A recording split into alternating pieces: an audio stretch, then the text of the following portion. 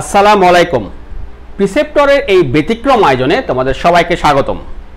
সুপ্রিয় শিক্ষার্থীরা, প্রায় এক মাস বিরতির পরে আরেকটি নতুন ক্লাস নিয়ে তোমাদের সামনে আমি হাজির হলাম।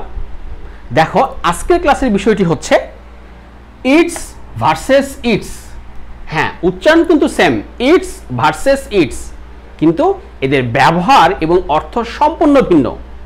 এ কারণে বেশিরভাগ সময় আমাদের শিক্ষার্থীরা এটা নিয়ে প্রবলেমে পড়ে। তাহলে চলো আমরা প্রবলেমটা দূর করি।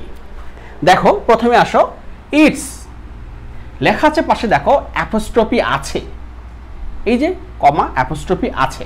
আর ইটস যেখানে অ্যাপোস্ট্রফি নেই। দেখো, ইটস হচ্ছে ইট ইজ বা ইট হ্যাজ এর কনস্ট্রাকশন, অর্থাৎ সংক্ষিপ্ত ফর্ম। ইটস হইতে পারে ইট ইজ, হইতে পারে ইট হ্যাজ। এখন কখন ইট ইজ, কখন ইট হ্যাজ, দেখো উদাহরণগুলো দেখলে আমরা ক্লিয়ার হয়ে যাব। যেমন it's time to do the work, এটা কিন্তু ইট ইজ,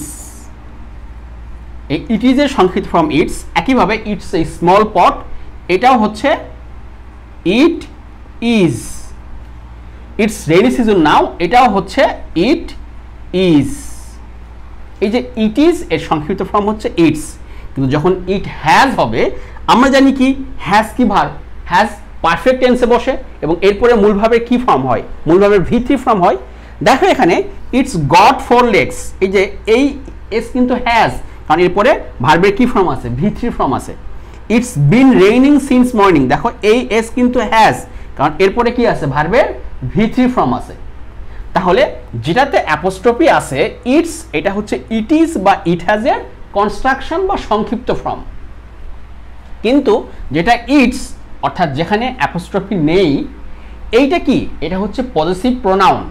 যেমন দেখো এখানে আমি বেশ কয়টা পজেসিভ প্রোনাউন লিখেছি। যেমন দেখো আই, ইউ, হি, ইট, এগুলো কি, এগুলো সাবজেক্ট ফর্ম। আমরা জানি I, you, he, it subject form.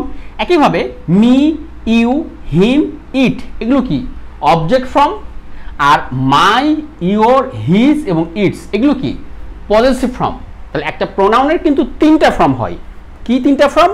Subject form, object form, possessive form. কিন্তু এই যে পজেসিভ প্রোনাউনগুলো কিন্তু যখন সেন্টেন্সে ব্যবহার হয় তখন কিন্তু পজেসিভ অ্যাডজেক্টিভ হয়ে যায়। যেমন দেখো এখানে মায়ের পরে একটা পেন আছে, ইওরের পরে ড্রেস আছে, হিজের পরে বুক আছে এবং ইটসের পরে কি আছে, ফুড আছে। তাহলে এখানে একটা বিষয় খেয়াল করো, এই যে পেন, ড্রেস, বুক বা ফুড, এগুলো সবগুলো কি পার্টস অফ স্পিচ, এগুলো সবগুলোই কিন্তু নাউন। আর নাউনের পূর্বে যেটা বসে সেটা কি হয়, সেটা অ্যাডজেক্টিভ হয়।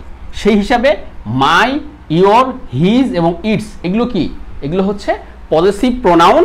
কিন্তু যেহেতু এরা নাউনের পূর্বে বসেছে সেহেতু এগুলো কি পজেসিভ অ্যাডজেক্টিভ, যেগুলো কি বোঝায়, মালিকানা বোঝায়। পজেসিভ অ্যাডজেক্টিভগুলো মালিকানা বোঝায়। যেমন দেখো পেনের মালিক কি, মাই, ড্রেসের ইওর, বুকের হিজ, ফুডের ইটস, ইটস ফুড ইহার খাবার, his book, your dress, my pen. তাহলে এগুলো কি পজেসিভ প্রোনাউন, যেগুলো ব্যবহারের উপর ভিত্তিতে পজেসিভ অ্যাডজেক্টিভ এবং যেগুলোর পরে অবশ্যই কি বসে, একটা নাউন বসে।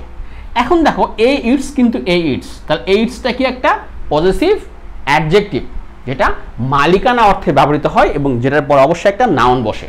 আসো উদাহরণে, the bird is in it's nest, the bird is in it's nest. দেখো ইটসের পর একটা নেস্ট আছে, মানে নেস্টের মালিক ইটস, ইহার nest. The river has lost it's beauty, দেখো ইটসের পরে বিউটি আছে, একটা নাউন আছে। The dog is eating it's food, দেখো ইটসের পরে ফুড, একটা নাউন আছে। তাহলে এই যে আইটিএস যেটাতে অ্যাপোস্ট্রফি নেই সেটা কি, সেটা ইটের পজেসিভ ফর্ম। আর যেখানে অ্যাপোস্ট্রফি আছে সেটা হচ্ছে ইট ইজ বা ইট হ্যাজ এর সংক্ষিপ্ত ফর্ম। তাহলে আজকের সমস্যাটা তোমাদের দূর হয়ে গেল, সেটা হচ্ছে ইট এবং ইটস। আজকে এই পর্যন্ত। পরবর্তীতে নতুন একটা সমস্যা নিয়ে তোমাদের সামনে আবার আমি হাজির হব। ততক্ষণ পর্যন্ত সবাইকে ধন্যবাদ। আসসালামু আলাইকুম।